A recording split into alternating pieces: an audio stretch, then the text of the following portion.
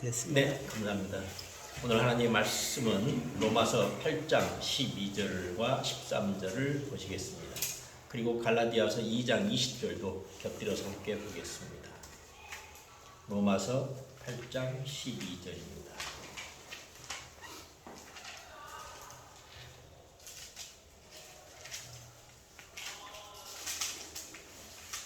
팔 8장 12절입니다. 찾으신 줄 알고 같이 함께 합독하시겠습니다. 그러므로 형제들아 우리가 빚진 자로 돼 육신에게 져서 육신대로 살 것이 아니니라. 너희가 육신대로 살면 반드시 죽을 것이로되 영으로서 몸의 행실을 죽이면 살리니. 갈라디아서 2장 20절 보겠습니다.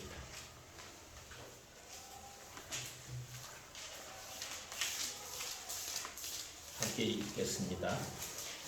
내가 그리스도와 함께 십자가에 못 박혔나니 그런즉 이제는 내가 사는 것이 아니고 오직 내 안에 그리스도께서 사는 것이라. 이제 내가 육체 가운데 사는 것은 나를 사랑하사 나를 위하여 자기 자신을 버리고 하나님의 아들을 믿는 믿음 안에서 사는 것이라. 아멘. 들어가기 전에 아까 말씀했던 노아의 머리 위에 하나님께서 예수님께서 직접 안수하시고 또 위로해 주시기를 간절히 기원합니다.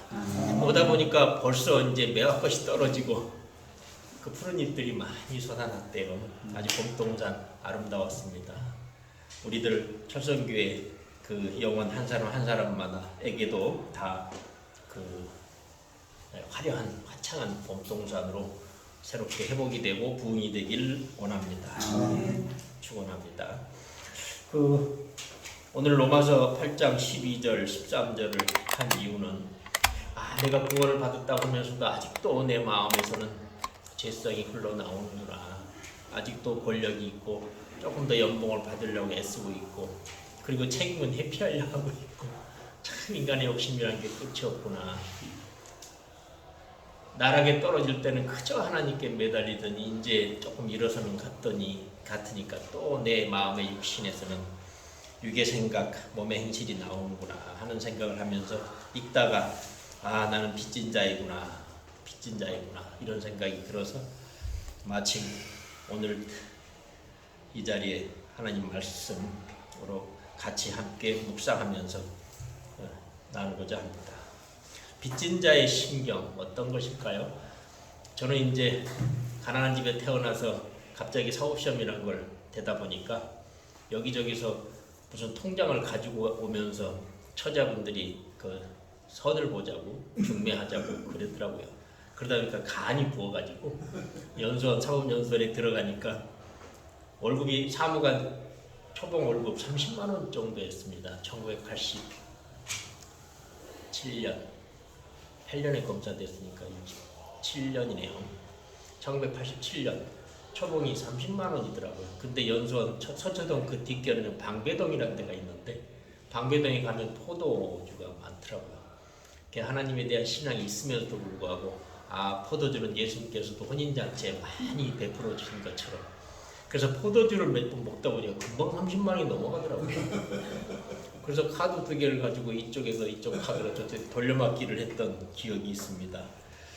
참 그때 때가 되면 이 카드를 어떻게 막나 이런 생각도 해봤는데 이게 빚진 자 글쎄요 아직까지는 크게 만사 형통 하나님께서 축복을 주셔서 그렇게 빚을 졌다고 생각해보지 않았는데 근데 알고 보니까 참 영적으로 보면 내가 많은 빚을 졌구나 하는 생각을 하게 됩니다. 아주 최근의 일이죠. 성경은 마태복음 18장 33절에 내가 너를 불쌍히 여김과 같이 너도 네 동료를 불쌍히 여김이 마땅하지 아니하느냐 하고 말씀하고 계십니다. 그 마태복음 18장은 그 만 달란트를 탕감받고도 그 100데나리온을 빚진 자를 감옥에 쳐넣는 그 악한 종을 예를 들고 있습니다. 그 10,000달란트가 지금 돈으로 환산하면 계산하기 어렵겠지만 1,000억대라고 하더라고요. 1,000억대 가량 되지 않겠느냐. 1,000억 원대. 그럼 100데나리온은 얼마 정도일까요? 1,000만 원도 안 된다고 얘기를 하더라고요.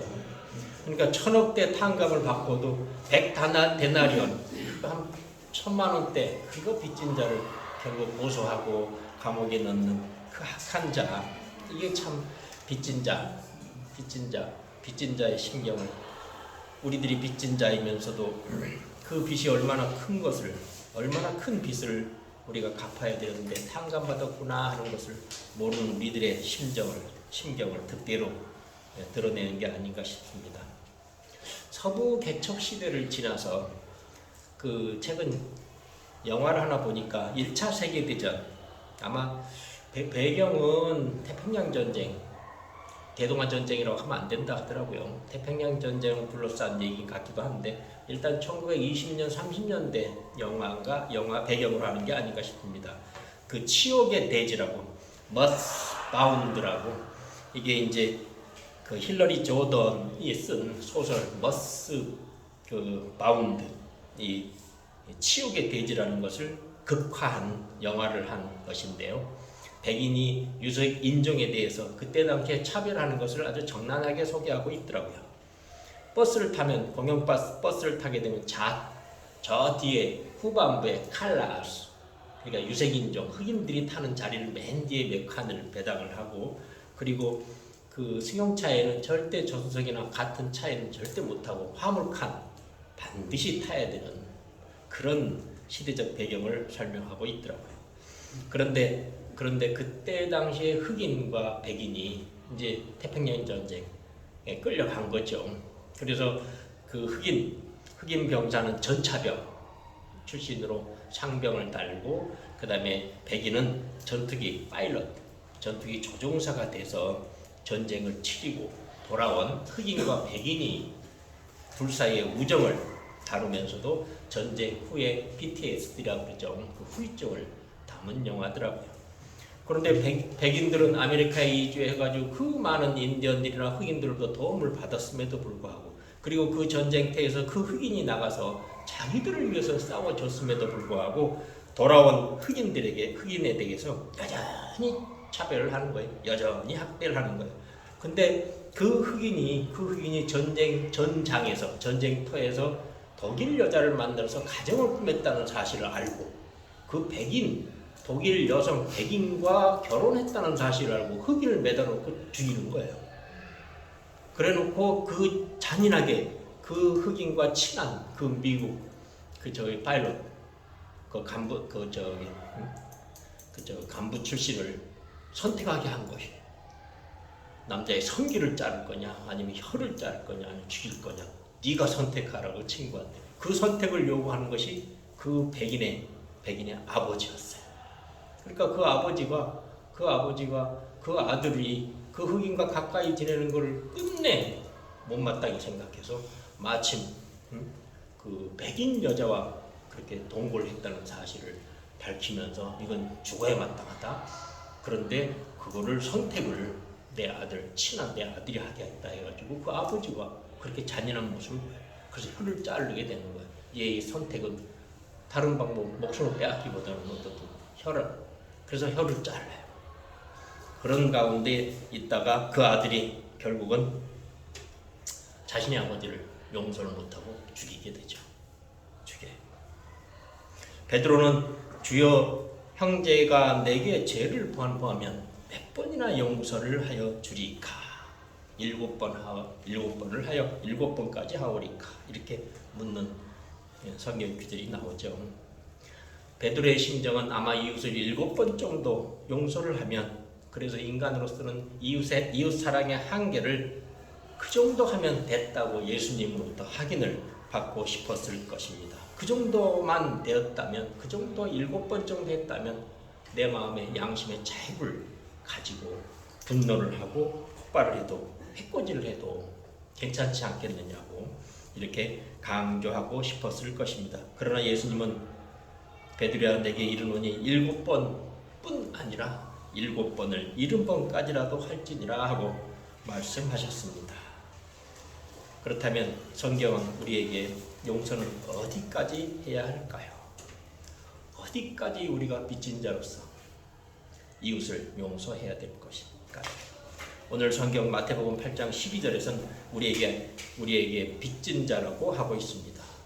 우리는 존재와 그리고 우리와 연대를 갖고 있는 가족, 내 사랑하는 아내와 아들, 딸과 친구는 물론이고 가지고 있는 물질적 소유, 이 모든 것을 하나님께 빚진 것입니다. 믿으시죠? 우리는 모든 것을 다 하나님께로부터 받은 것입니다. 우리의 존재 그 자체뿐만 아니라 우리에게 주신 눈과 귀와 입과 손, 어느 것 하나 정상적으로 주신 것만으로도 고마운 것이 아닌가요? 남산을 이렇게, 저는 이제 이거 끝나면 바로 남산을 가게 될 건데, 남산을 거닐다 보면 쉽게 보게 되는 시력 장애자들을 보게 됩니다. 그분들이 이 세상을 눈으로 보고 싶어서 자신의 눈으로 보고 싶은 욕망을 돈으로 환산한다면 얼마나 될까요? 누구는 1억이냐 2억이냐 뭐 이런 말도 있지만, 지금 이 순간에도 병실에서 간 이식, 심장 이식을 기다리고 있는 그분들 생각해 보면 우리가 정상적으로 가진 눈과 귀나 입과 손, 발 어느 것 하나 귀중한 것이 없죠. 모두 다 하나님으로부터 받은 빚이라고 할 수 있겠습니다. 우리는 하나님이 빚어주신 최고의 걸작품들입니다. 그런데 우리는 그 눈으로 욕망을 바라보고 남의 잘된 것을 귀로 듣고 시기하고 입으로 저주하고 손과 발로 어떻게 하면 저것을 해코지 할까 계략을 꾸미고 있지는 않은지요. 그런데도 하나님께서는 그렇게 타락한 우리를 위해서 독생자 예수님을 보내주시고 죽이시고 영으로 부활하셔서 우리 안으로 오셨습니다. 그래서 우리에게 다시 내 자녀가 되라고 하고 계십니다. 엘버트 몰러는 그의 책 오늘 나에게 왜 사도신경인가, 신앙의 고백인가, 왜 나에게 사도신경인가 라는 그의 책에서 부활의 신학적 의미를 이렇게 얘기하고 있더군요. 첫 번째, 예수님의 구역 사역을 하나님께서 받아주셨음을 입증한 것이다 라고 하고 있습니다. 예수님의 구원 사역, 우리를 위해 돌아가심을 하나님께서 받아주셔서 우리는 구원을 받았다는 것이죠. 로마서 4장 25절입니다. 예수는 우리가 범죄한 것 때문에 내 주민이 되었고 또한 우리를 의롭게 하기 위하여 살아나셨느니라 라고 하고 있습니다. 두 번째는 부활의 능력입니다. 우리 안에 오셔서 우리에게 능력과 권세가 되게 하셨다는 것입니다. 로마서 6장 5절입니다. 만약 우리가 그의 죽으심과 같은 모양으로 연합한 자가 되었으면 또한 그의 부활과 같은 모양으로 연합한 자도 되리라 하고 있습니다. 세 번째는 육신의 부활로 구원의 완성이라는 소망을 가지게 하였다는 것입니다. 로마서 8장 23절입니다. 우리는 곧 성령의 처음 익은 열매를 받은 우리까지도 속으로 탄식하여 양자될 것 곧 우리 몸의 속량을 기다리니라. 우리도 육신의 부활을 꿈꾸게 하셨습니다. 이 몸으로 부활을 꿈꾸게 하셨습니다. 그렇습니다. 우리는 예수님께서 오셔서 성육신 하셔서 죽으시고 부활하셔서 우리 안에 오셔서 우리의 참 주인이 되시고 우리에게 능력을 주시고 영원한 생명을 갖게 하는 산 소망을 주셨습니다. 그 큰 은혜를 베푸셨습니다. 그런데도 내 마음에서는 아직도 죄성이 흘러나오고 눈에 보이는 사실만을 바라보려고 합니다. 그저 눈에 보이는 출세의 길, 눈에 보이는 권력, 명예. 교회는 고층으로 우뚝 서야 되고 또 신자 수나 헌금을 계산하게 됩니다. 얼마 전 아까 얘기했던 겁니다만 총선이 끝나고 윤석열 정권에 대한 심판의 메시지가 통했던 것으로 저도 인정합니다만 앞으로 전국이 많이 시끄러울 것으로 생각됩니다. 그런데 저는 이쪽이든 저쪽이든 희망이 있다고 보고 있습니다. 거만한 여당은 이제 더욱 겸손해질 것이고 우왕좌왕하던 야당에게는 이제는 국민이 그들에게 다시 기회를 주신 만큼 그동안 있었던 당략보다는 좀 더 구체적인 얘기는 생략하겠습니다. 당략보다는 국민만을 바라보고 오히려 국정을 건전하게 리드하지 않을까 기대를 해봅니다. 헛된 것은 아닐 것 같아요.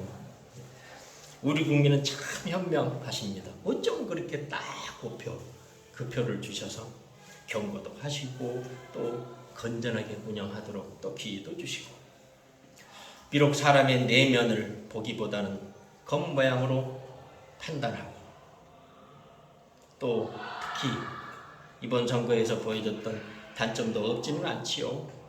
여전히 호남과 경상도는 표를 달리하고, 또 우리는 서울대 출신이니 또 비서울대 출신이니 외양을 먼저 보고 옷의 행색을 보고 아직도 판단하는 경향이 있습니다. 우리 국민이 참 현명하다고 생각하는 것이, 검사 생활을 하다 보니까 때에 따라서는 참 논리적이고 그 다음에 이성적인 사람들이구나. 어떤 사건이 발생되면 꼭 끝장을 보기를 원하고, 죄 아니면 무죄, 양당 간에 결정해 주기를 원하는 그런 논리적인 사고도 가지고 있더라고요.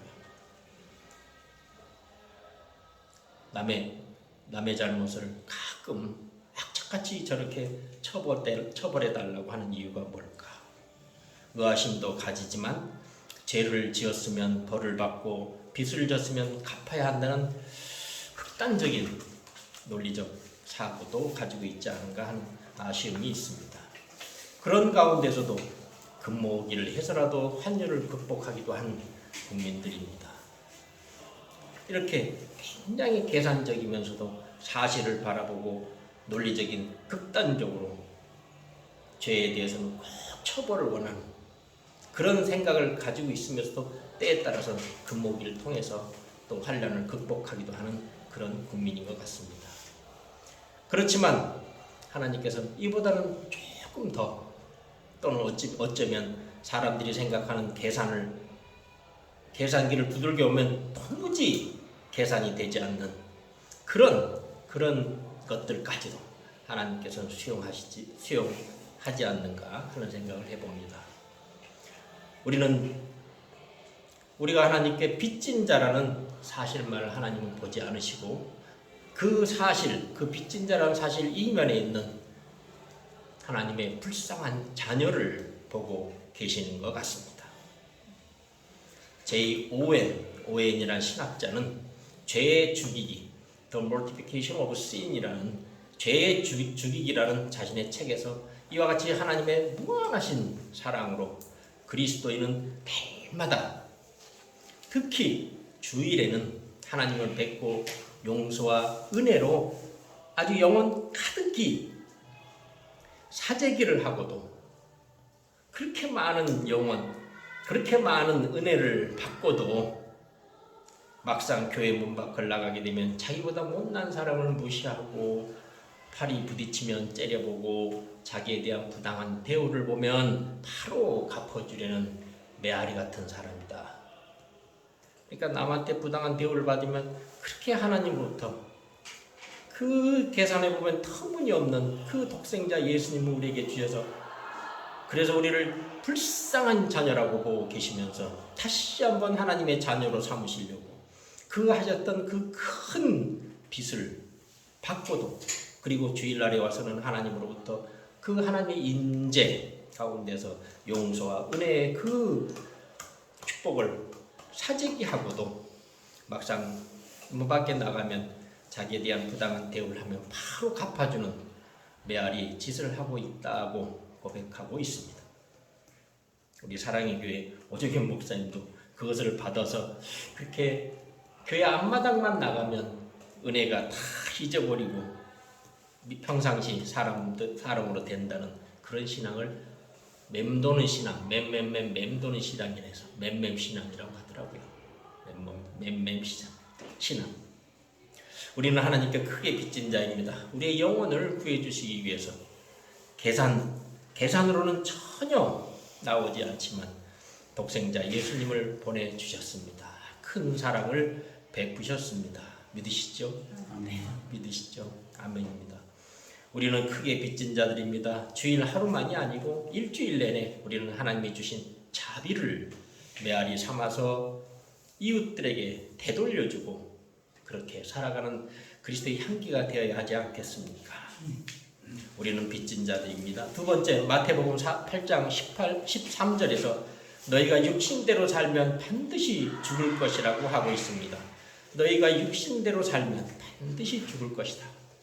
로마서 3장 12절은 다 치우쳐 함께 무익하게 되고 선을 행하는 자는 없나니 하나도 없도다 라고 말하고 있습니다. 완전 타락해서 진노의 자녀가 되었다는 것입니다. 로마서 8장 7절입니다. 육신의 생각은 하나님과 원수가 되나니 이는 하나님의 법에 굴복하지 아니할 뿐 아니라 할 수도 없습니다. 육신의 생각은 하나님과 원수가 돼서 결국은 사망에 이르게 된다는 것입니다. 로마서 6장 23절입니다. 죄의 싹은 사망이요. 그렇습니다. 육신대로 살면 반드시 죽는다는 것입니다. 육신대로 사는 것이 어떻게 사는 것일까요? 저는 40년 동안 그렇게 살아온 것 같습니다. 성인이 된 후에 40년 동안 야수처럼 살았던 것 같아요. 자동차를 운전하면서 다른 운전자와 속도 경쟁한 적이 한두 번이 아니에요. 그리고 끼어받기 하면 나는 다시 또 돌아가서 끼어받기도 하고 도망가는 차를 따라가서 옆에 있는 같은 검사한테 조수석 앞에 있는 뭡니까? 거기 일본말 써야 되겠네요. 다시방에서 보면 칼이 있는데 칼을 휘두르면서 겁을 주기도 하게 하고 그리고 음주운전하다가 경찰에 적발이 되면 뒤차가 음주운전하는 것 같다고 빨리 가서 단속해보라고 그렇게 해서 거짓말하고 그 자리에 모면하기도 하고 대학에 간 아들이 공부 안 한다고 그 책을 그냥 물속에 다 집어넣고 또 책상을 망치로 깨뜨린 적도 있고 완전히 타락한 진노, 분노 그 자체였던 것 같습니다. 이런 그 타락한 저에게 야수를 찾아온 미녀와 같이 예수님이 나를 찾아오지 않으셨다면 나는 지금쯤 어떻게 되었을까 하는 생각도 해봅니다. 여전히 죄의 노예가 되어서 사망의 길을 걷고 있지 않을까요? 갈라디아서 3장 14절입니다. 그런데 저를 저주 아래에서 속량하시고 그리스도 예수 안에서 아브라함의 복이 이방인에게 미치게 하고 또 우리로 하여금 믿음으로 말미암아 성령의 약속을 받게 하신다고 기록하고 있듯이 예수님은 나를 살려주시려고 나를 위해 이 땅에 오시고 죽으시고 묻히시고 부활하셔서 우리에게 오셨습니다. 저는 참된 광야의 길을 4년 동안 걸었다고 생각을 하고 비로소 그 나락의 길에서 하나님 앞에 무릎을 꿇고 돌아올 수 있었던 것은 하나님의 은혜이고 사랑이셨습니다. 하나님은 내가 아주 만사가 형통할 때나 또 어려움 가운데나 항상 크로노스 임재라고 표현하더군요. 항상 시대를 떠나서 임재하고 계신다. 하지만 내가 나락에 떨어졌을 때 그때는 함께하는 모습을 기적을 통해서 보여주신다. 이것을 카이로스 임재라고 표현하고 있더군요. 요셉이 그 많은 형들의 시기를 받고 고통 중에 있으면서도 만사형통할 때나 고통 중에 있을 때나 항상 하나님께서는 함께 하셨다는 것을 알 수 있듯이 저의 삶을 통해서도 하나님은 항상 함께 하셨습니다. 육신대로 살면 반드시 죽을 것임에도 불구하고 하나님께서는 저에게도 많은 선택의 기회를 주셨음에도 끝내 하나님께로 인도해 주셨습니다. 마태복음 8장 13절입니다. 영으로서 몸의 행실을 죽이면 살리니 몸의 행실을 죽이면 살리니 여기서 말하는 몸의 행실은 육신의 생각과 동일하다고 볼 수 있을 것 같습니다. 로마서 8장 5절에서 6절입니다. 육신을 따르는 자는 육신의 일을 영을 따르는 자는 영의 일을 생각하나니 육신의 생각은 사망이요 이 육신의 생각은 몸의 행실과 같다는 표현이 될 것 같습니다. 육신의 생각은 사망이요 영의 생각은 생명과 평안이니라. 몸의 행실과 육신의 생각은 동일하다면 영으로서 몸의 행실을 죽이면 살리니, 몸의 행실을 죽이면, 육신의 생각을 내려놓고 몸의 행실을 죽이면 살리니 해서 마침 조건절처럼 몸의 행실을 죽이면 내가 영원히 살 수 있다는 것처럼 표현되어 있습니다. 그러나 여기서 중요한 것은 본문이 마치 몸의 행실을 죽이면 영원한 생명을 얻을 수 있는 것처럼 조건절로 구성되어 있지만, 그러면서도 그 이행 방법은 영으로서, 성령으로서 하라고 하고 있습니다. 본문을 자세히 보면 여기서 영은 그리스도의 영을 말하는 것이 분명합니다. 로마서 8장 1절입니다. 이제 그리스도 예수 안에 있는 자에게는 결코 정죄함이 없나니. 그래서 그리스도의 영으로 사는 자는 너희 곧 신자, 결코 정죄함이 없는 자, 우리 기독교인을 분명히 하고 있습니다.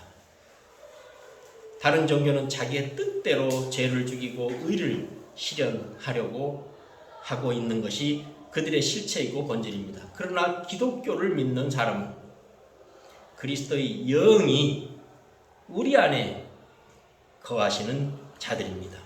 따라서 로마서 8장 9절은 이와 같이 얘기합니다. 만일 너희 속에 하나님의 영이 거하시면 너희가 육신에 있지 아니하고 영에 있나니, 누구든지 그리스도의 영이 없으면 그리스도의 사람이 아니라. 그래서 우리가 기독교인, 그리스도인이라고 한다면 우리 안에 영이 있다는 것입니다. 그 영이 그리스도의 영이라는 것입니다. 우리를 살리시는 하나님의 영, 성령, 양자의 영, 우리를 위해 간구하시는 성령이 우리 안에 계신다는 겁니다. 그와 같이 그리스도의 영이 우리 안에 계시면 우리는 정죄함을 받지 않는 자가 되어서 영원한 생명을 얻는다는 것입니다. 그렇다면 본문은 마치 몸의 행실을 죽이는 자는 영원히 살리라고 해서 원인과 결과 조건절로 성립하는 것 같지만, 영생은 하나님이 그 안에 있는, 하나님의 영이 그 안에 있는 기독교인들에게는 거저 주시는 은사이기 때문에 몸의 행실을 죽인다 해서 영원히 사는 것이 아니고 내 안에 있는 영에 의해서, 영에 곧 하나님의 은사에 의해서 우리는 영원히 살게 된다는 것입니다. 로마서 6장 23절입니다. 하나님의 은사는 그리스도 예수 주 안에 있는 영생이니라. 하나님의 은사는 그리스도 예수 우리 주 안에 있는 영생입니다. 은사입니다. 내 안에 오신 영으로서 영생을 얻는 것이므로 결국 여기서 중요한 것은 하나님의 영이 우리 안에 있느냐 없느냐 하는 것에 있다고 보여집니다. 결코 몸의 행실로 영을 얻는 조건들이 아니라 다만 행위를 동기부여하기 위해서 하는 정도다라고 해석이 됩니다. 나아가 영생이라는 목적과 영으로서 하는 수단 또한 그것이 목적, 영생이 중요한 것이지, 그 영으로서 한다는 것은 단순히 그에 종속하는 수단 정도로 생각할 뿐이고, 우리는 내 안에 오신 영, 그리스도의 영이 주시는 하나님의 은사이라는 것은 명확한 것 같습니다. 정리해 보겠습니다. 내 안에 오신 영이 계실 때, 내 안에서 영이 있으면 우리는 영원한 생명을 살게 되는데, 그래서 그 주체는 육신의 행실을 자기의 뜻대로 죽이고 살리고 하는 그런 다른 종교인이 아니라 성령 안에 있는 기독교, 성령 안에 있는 기독교인만이 영원한 생명을 누릴 수 있다는 것입니다. 그렇다면 우리는 영생을 어떻게 얻을 수 있을까요? 첫 번째는 내 안에 성령이 오셔야 합니다. 구약에서는 에스겔서 39장 26절입니다. 내가 그들에게 한 마음을 주어 그 속에 영을, 새 영을 주며 그 몸에서 돌 같은 마음을 제거하고 살처럼 부드러운 마음을 주어 흩어져 있던 이스라엘 백성을 모으시겠다고 하고 있습니다. 성령을 통해 인도하시겠다는 것입니다. 이사야 57장 17절에서 18절입니다. 내가 그의 길을 보았은즉 그를 고쳐줄 것이라. 그를 인도하며 그와 그를 슬퍼하는 자들에게 위로를 다시 얻게 하리라. 이와 같이 성령을 통해서 구약에서도 이스라엘 백성을 인도하시고 모으시고 위로를 주시고 인도하신다는 것입니다. 성령을 통해서 이루어 가신다는 것입니다.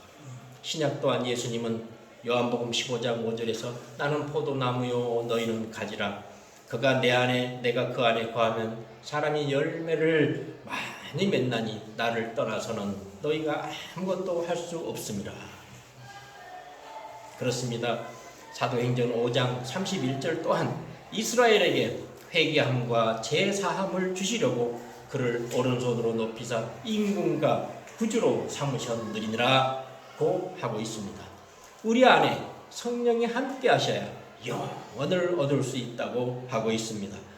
내 안에 성령이 오셔야 합니다. 두 번째는 성령이 우리를 인도하신다는 것입니다. 우리는 구원을 받았다 하면서 내 마음속에서는 아직도 여전히 죄성이 흘러나옵니다. 그래서 요한 1서 2장 1절에서는 나의 자녀들아 내가 이것을 너에게 쓰면 너희로 죄를 범하지 않게 하려 함이라. 만일 누가 죄를 범하여도 아버지 앞에서 우리에게 대언자가 있으니 곧 의로운 예수 그리스도시라. 내 안에 오신 예수 그리스도께서 항상 우리를 위해서 하나님 아버지께 대언하고 계시고 기도로서 간청하고 계신다는 것입니다. 우리는 비록 구원을 받았다 하지만 아직도 내 마음속에서 여전히 죄성이 흘러나오는 것을 항상 예수님 그리스도의 영이 우리를 지켜주신다는 것입니다. M.R. 대한이라는 신학자는 Law and Law or Grace, 율법인가 은혜인가라는 책에서 우리가 아담의 육신을 가지고 있는 한 우리 안에 있는 죄성이 항상 흘러나오고 죄를 짓게 된다고 하면서 예수 그리스도께서 우리의 대언자가 되시고 우리를 위해 기도하신다고 쓰고 있습니다. 요한일서 2장 1절을 그렇게 번역하고 있습니다. 그러면 우리 성령께서는 어떻게 우리를 인도하실까요? 갈라디아서 5장 25절입니다. 만일 우리가 성령으로 살면 또한 성령으로 행할지니 우리 안에 오신 성령이 직접 행하신다는 것입니다. 두 번째는 심판하고 소멸하신다는 겁니다. 소멸케 하신다는 겁니다.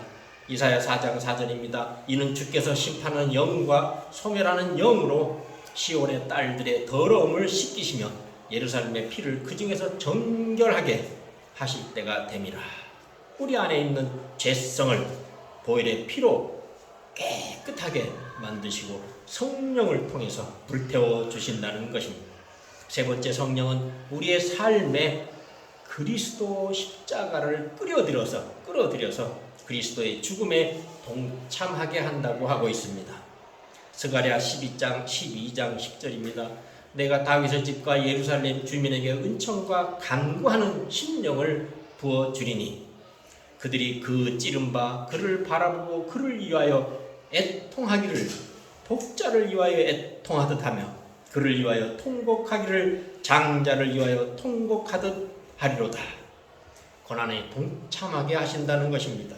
성령은 우리를 인도하시면서 우리를 구원하시면서 그래도 우리 안에 있는 그 죄성을 소멸케 하시고 그리고 환난 중에 십자가를 끌어들여서 동참하게 하시면서 그를 극복하게 하신다는 것입니다.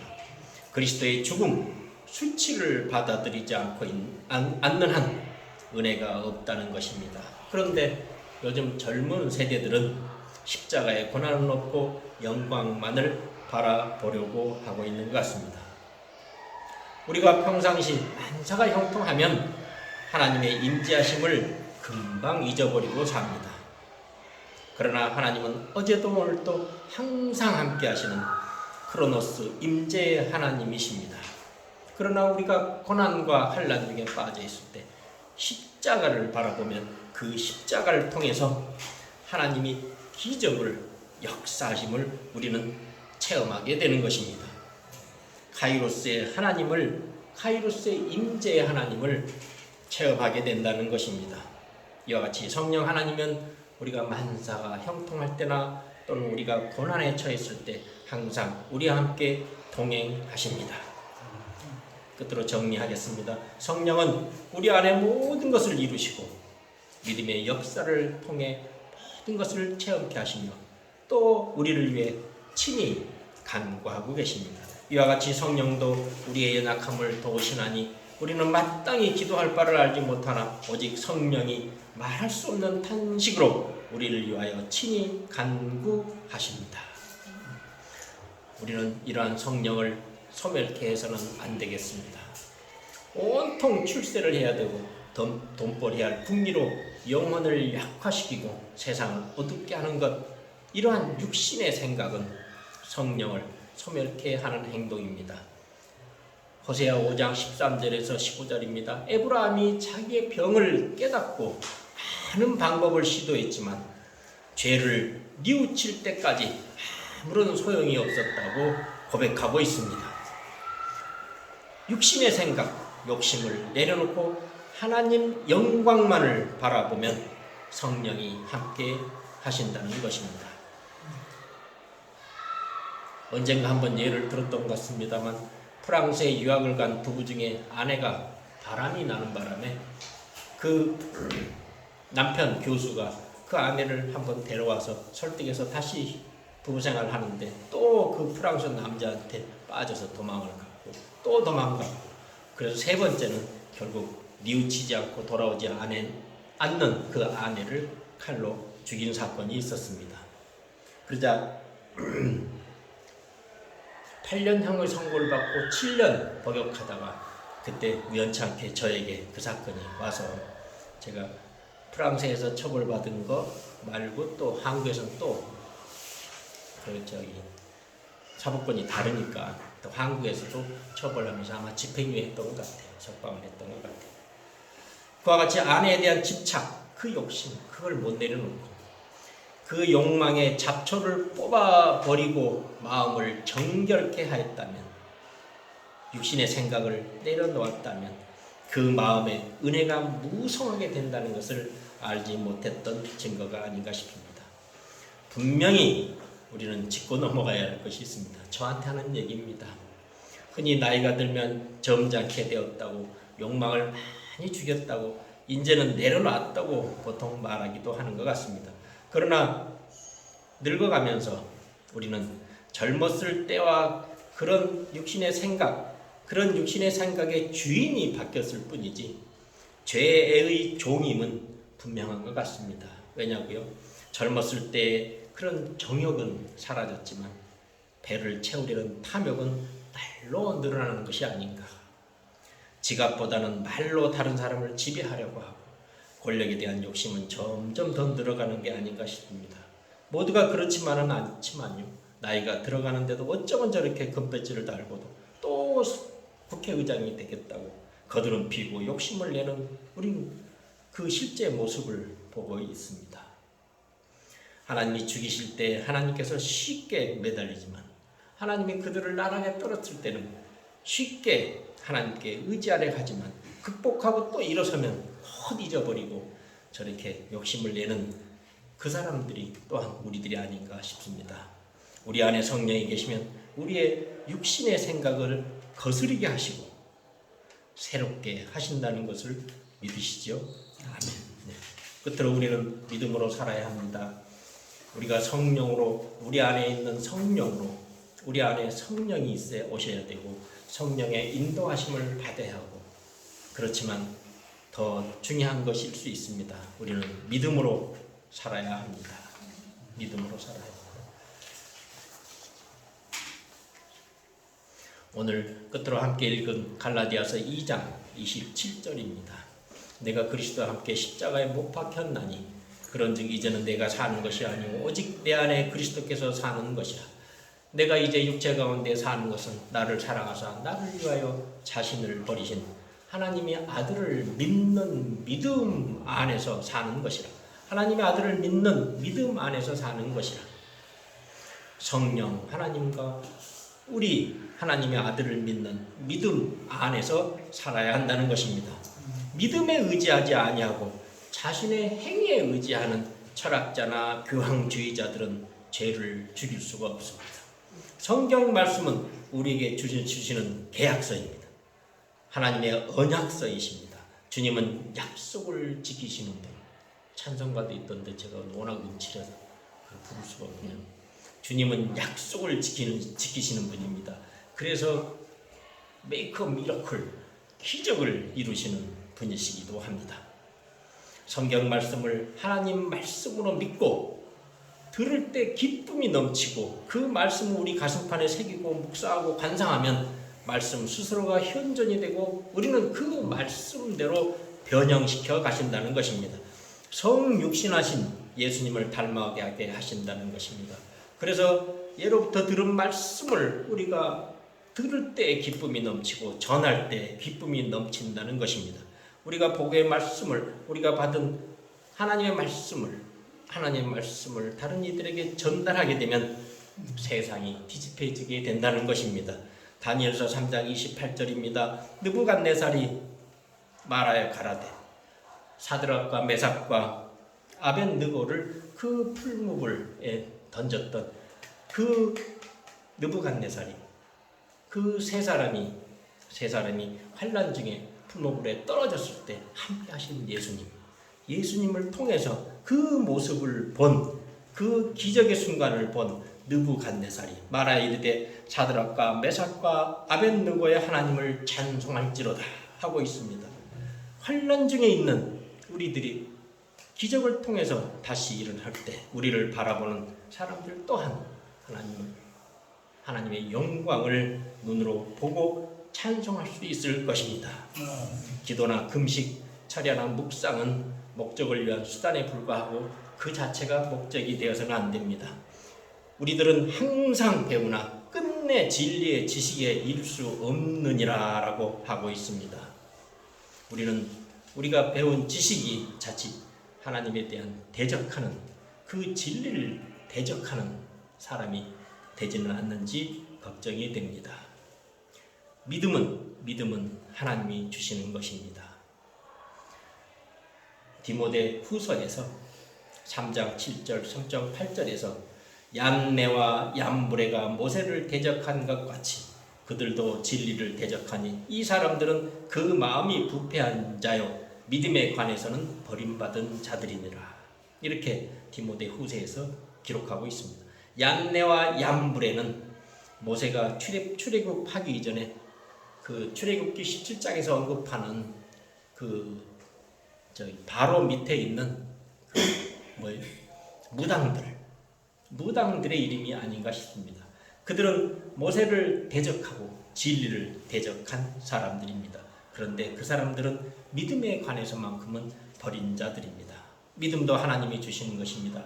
그래서 우리는 믿음을 더해 주옵소서 하고 기도해야 합니다. 항상 기도해야 합니다.